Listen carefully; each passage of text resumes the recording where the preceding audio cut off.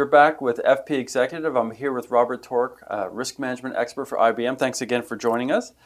In the second part, I mentioned that we were going to talk about some examples of risk management in action that you have witnessed.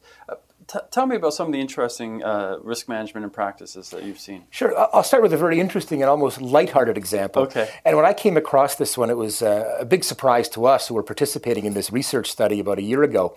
It's a New Zealand dairy cooperative called Fonterra. We'd never heard of it. And when they were talking to us on the phone, we literally almost fell out of our chairs when we discovered this one organization represents 9% of New Zealand's exports. Sorry, 9% of New Zealand's GDP and 20% of New Zealand's exports.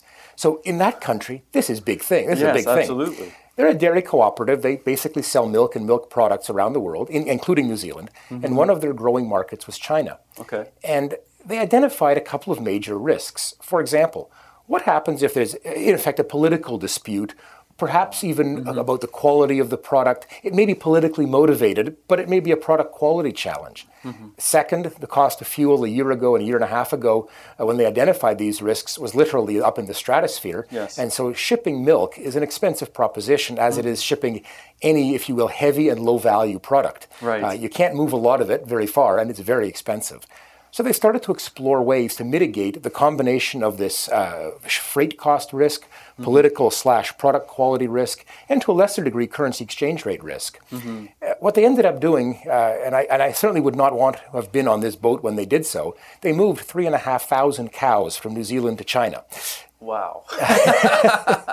And you kind of sit up straight, you say, oh my goodness, that would be an interesting ride to be on.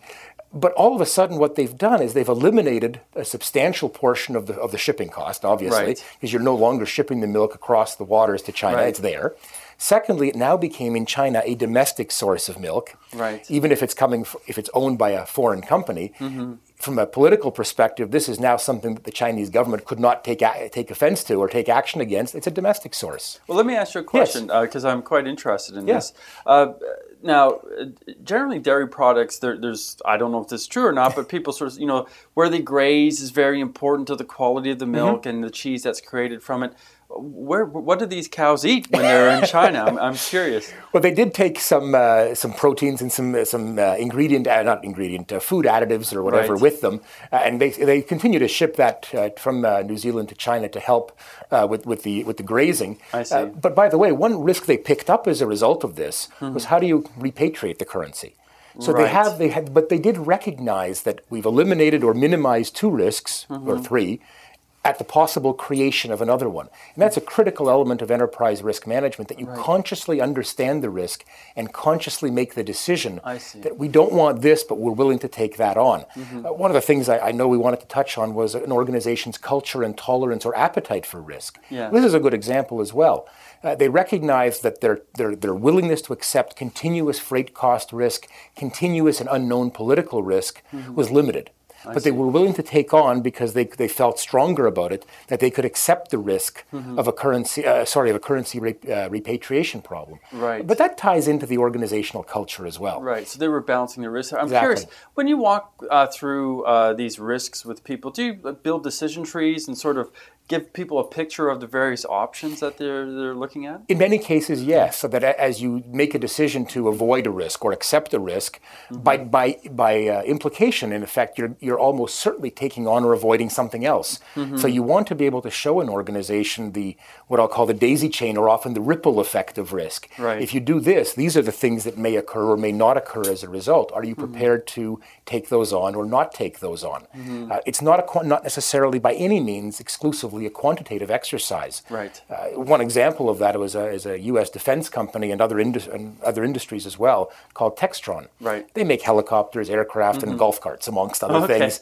And they've shared this information publicly with other audiences, so I'm happy to share it here. Their board of directors, for example, in one situation rejected a $20 million risk because they felt it could be better managed, and for that business unit and in those circumstances it was too big. But yet that same board accepted a $50 million exposure or risk because the circumstances were different. So it's not a quantitative decision, it's a stomach decision that says, in these circumstances, how much risk am I willing to take on? It's not an absolute line in the sand that you say under 20 yes, over 20 no. Well, it's interesting because when we talk about risk management, the other half of that is reward management as well, because there's with people take risks hoping for a better reward. I'm interested though in maybe sort of fleshing out a little bit more in our last few minutes here. This sounds to me like a very deep thinking process. If you go through all the risks, though, is there a danger of thinking, oh, you know what, we just can't do this. It's too scary. How do you manage to bring people away from the ledge, so to speak, and let them know that every business is a risk? And sure, we think of all the bad scenarios, but we can manage them. Well, a couple of things. First of all, it's cultural. You have to, and I try to separate the audience a little bit to recognize that there are individuals in an organization whose mission it is to grow the business and succeed. Right. Those should, in most cases, not be the same people trying to identify what all the bad things are and how to stop them. That's an interesting point, yeah. So a marketing executive may be identifying risks associated with marketing, but I don't want that executive at the same time trying to think through all the things that could possibly go wrong. Right. It's very hard for the human mind, I think, to bounce back and forth between, oh, this is bad, this is good, and let's try to do both. That's one. The second is that the purpose of identifying risk is not to know all the bad things. It's to figure out a way of dealing with them in advance. Right. Go back to the vessel that sank that I mentioned. If you identify that risk, you would say, well, maybe we shouldn't be in that business. But then you're not in the tour business. Right. So the objective is not to say, let's avoid it, but to understand it. Yes, identify ways of preventing it. Let's identify ways of mitigating the risk, reducing the risk, but also understand that if it happens, how will we react? We conduct a fire drill in an office building, not because we want to have a fire, but because we want to understand and know how to respond if the event occurs. So the purpose of risk management is not to scare us away and identify all the bad things, but to plan for them, prepare for them, just as we do in our own daily lives. Well, it sounds to me like risk management then works when you're managing reward and risk. It's very much a team enterprise, if I can put it that way, Absolutely. where you have people looking at the risk and then other people looking at the reward. And then obviously the decision makers have a bit of a balancing act to come up with. And that's where the culture comes in. Exactly. And if I may mention this little example of how risk identification can lead to reward. We had an organization about 2 years ago where they had identified the risk of a key component in a product. Having the risk of a single supplier of a key component. What happens if the supplier fails, or there's a strike, or there's a rail line accident or whatever?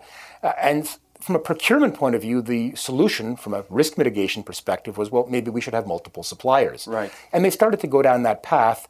And then they brought in the design folks, the manufacturing and design folks, who said, well, what if we could design the component out of existence? Oh, what a cool idea. To your point, therefore, it's very much cross-functional. But all of a sudden, the idea of taking a risk led to a reward because you eliminated a risk and at the same time eliminated the cost of a component and the possible, if you will, stoppage of your own production operations should that component not arrive on time.